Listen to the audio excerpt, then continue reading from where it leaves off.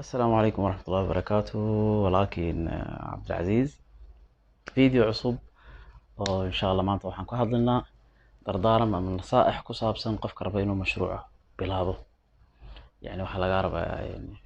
sideed shay oo lagaa rabo inaad maaragtay la imaatid intaanad mashruuca kaaga aad bilaabin. mashruuc kasta ama wax kasta rabo inuu qofka u dhaqaaqo طبعا أول شيء uu sameeyo واستخاريسانيا واي ما oga khayrkiisa iyo sharkiisa marka Ilaahay subhanahu wa ta'ala kaliya og marka wuxuu ku dhaqaaqa istikhaarada labada ragcadood u tukanaya waa duceysanaya insha Allah muddo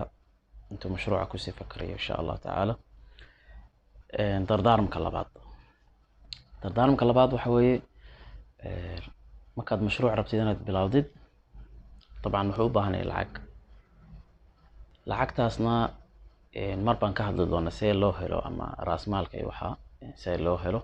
laakiin waxa qofkii lagu leeyahay haddaad lacag haysatid mashruuc rabtid inaad ku dhaqaaqdid lacagtaada dhan mashruuca gelin idan tan labaad waa maxay lacagtaada oo dhan mashruuca gelin waayo mashruuc ma ogid kuna jixisa mise waa ku fashilisa ilaahay baa og marka mashruuca waxaaga oo lacag oo dhan ha gashanin yani qayb geli ku tijaabi qaybta kale meel iska dhig laakiin qof baa jira wuxuu sameeynaya halkan buudeyn ka qaadanaya lacag xoogaagiisi iyo halkan buudeyn ka qaadanaya kan buu lacag ka sii qaadayo kan buu lacag ka sii qaadaya hadhowdiina mashruucu ku fashilmaya ninkii saas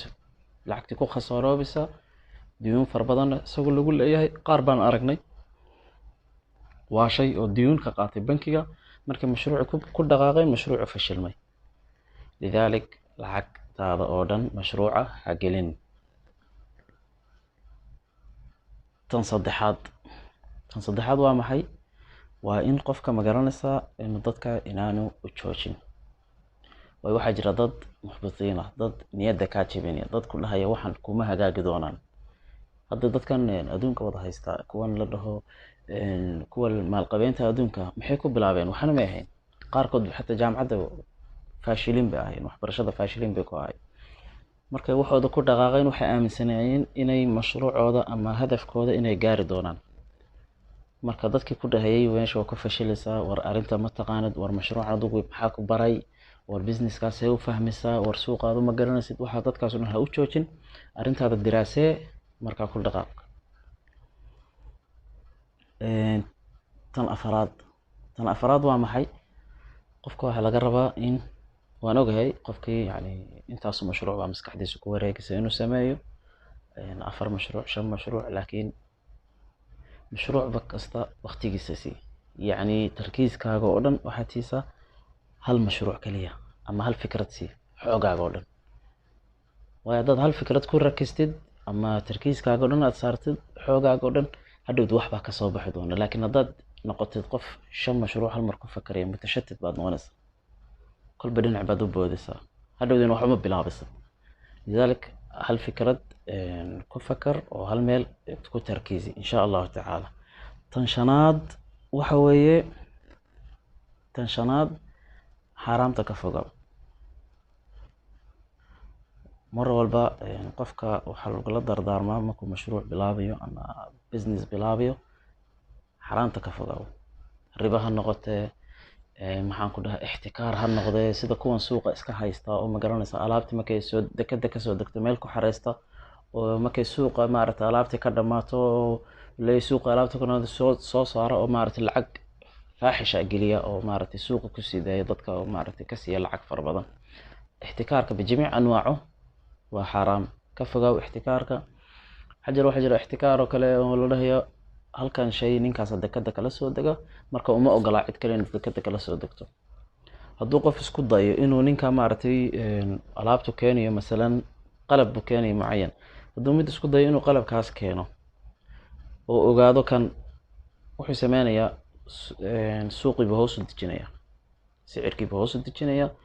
adigana waa ku cusub tahay mashruuca waad ka fashilmaysaa hadhowdi lidalik ixtikaarka al iska ilaaliyo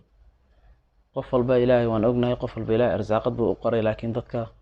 hadna waxa ka jira anaga halka Soomaaliya arsaaqada uu nagu cariirinaya wariya ciyaarta naga daa baa la dhahayaa hadii doonaan taasna insha Allah waan ka hadli doonaa see baa lagu hortay tan lixaad مشروعك ما كأد بلابسد وحكو بلاودا شيء بسيط أقل الإمكانات. يعني هدين أنا جو ورشد وين بنفريا ما ركتي مشروع حباني قلب واوين لكن المية هداد قلب كينسد مارتي وح ماشين أما وحون وحكي أنت مد مستعملة كوبلاو هداد كينسد هداد رتد ميلين هاد مارتي الدكان فرتد كوبلاو ميليار ماشي ير markay aragtid inay soconayso makiinada ay soconayso wax soo saarayso oo suuqi ku soconaya hadhowdi bilaaw inaad meesha aad ballaarisid laakiin haddaad hal mar ku bilowdo wax weyn oo ku socon waayo hadhowdi khasaaro weyn baa ku imaanaysa lidalik aqal imkaanaad ku bilaaw anigu waxaan aragay dad ku bilaabay mashruuckooda jikada gurigooda ay ku bilaabeen mashruucooda halkaas wax ku qasay ku sameeyay marka aan suuqa u soconayo hadhowdi wuxuu u wareegay suuqa markuu u wareegay hadhowdi warshad buu u wareegay warshad weyn baa hadda furan oo saas yani mashruuc kasta saas u socdaa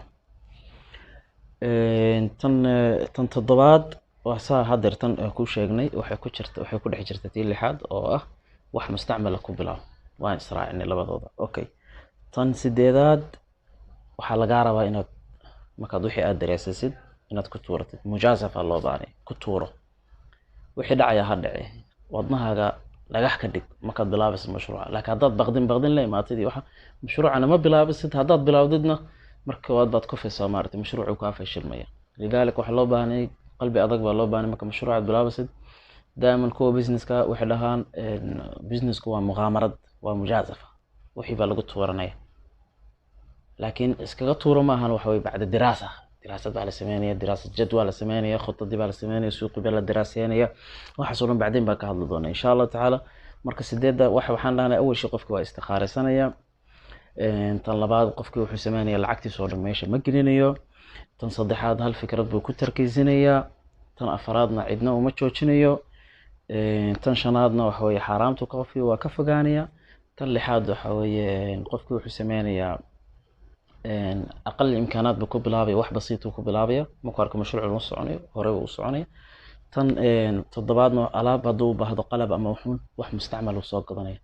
مركاك سوقي نصعني ومركا واحد أصوب صوق قضانية واحد في عن صو صار